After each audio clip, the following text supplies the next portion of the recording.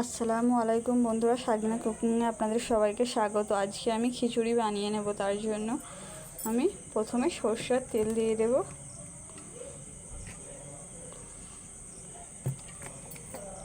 তেল গরম হয়ে গেছে, আমি পেঁয়াজ কুচি করে রেখেছিলাম, পেঁয়াজ কুচিটা দিয়ে দেব। পেঁয়াজটাকে একটু ভালো করে ভেজে নেব। পেঁয়াজটা ভাজা ভাজা হয়ে গেছে, আদা রসুনের পেস্ট দিয়ে দেব, দিয়ে আবার একটু ভালো করে ভেজে নেব। ভালো করে ভাজা ভাজা হয়ে গেছে, এবার মশলাগুলো পরিমাণ মতো দিয়ে দেবো। হলুদের গুঁড়ো, লঙ্কার গুঁড়ো, জিরের গুঁড়ো, ধনিয়া গুঁড়ো, লবণ, সব মশলাগুলো দিয়ে দিয়েছি। এবার একটু ভালো করে মশলাগুলো নেড়ে নেব। আপনারা আপনাদের পরিমাণ মতো মশলাগুলো দিয়ে দেবেন। এবার কেটে রাখা সবজিটা দিয়ে দেব। আলু আর ফুলকপি আমি আগে থেকে কেটে রেখেছিলাম, দিয়ে দেব। ফুলকপিগুলো আবার একটু ভালো করে কষে নেব। ফুলকপি আর আলুটা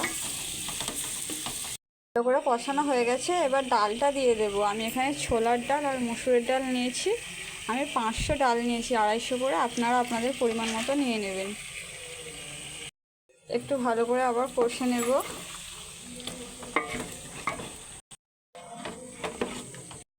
টমেটো কুচি দিয়ে দেব আর একটা ডিম দিয়ে দেব, দিয়ে ভালো করে একটু কষে নেব।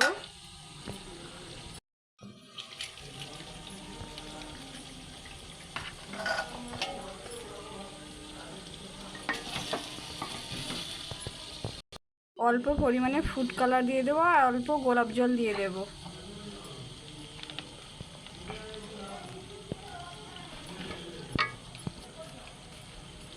আর গোলাপ জল। এবার চালটা দিয়ে ভালো করে একটু কষে নেব। আমি 500 চাল নিয়েছি, আপনারা আপনাদের পরিমাণ মতো নিয়ে নেবে। আমি 500 ডালে 500 চাল দিয়ে খিচুড়িটা বানিয়ে নিচ্ছি। আমার ভিডিওটা ভালো লাগলে অবশ্যই লাইক সাবস্ক্রাইব করে আমার পাশে থাকবেন। এইভাবেই বাড়িতে আপনারা খুব সহজে পারফেক্ট খিচুড়ি বানিয়ে নিতে পারবেন। আবার অল্প পরিমাণে জল দিয়ে আবার একটু ভালো করে কষে নেব। জল, ওপরে কাঁচা লঙ্কা কুচি আর ধনেপাতা কুচি অল্প পরিমাণে দিয়ে দেব। এবার পরিমাণ মতো জল দিয়ে দেব, দিয়ে কিছুক্ষণের জন্য ঢেকে রেখে দেব। এই দেখুন, এখনই দেখতে কতটা সুন্দর হয়েছে। আশা করছি আমার ভিডিওটা আপনাদের ভালো লেগেছে।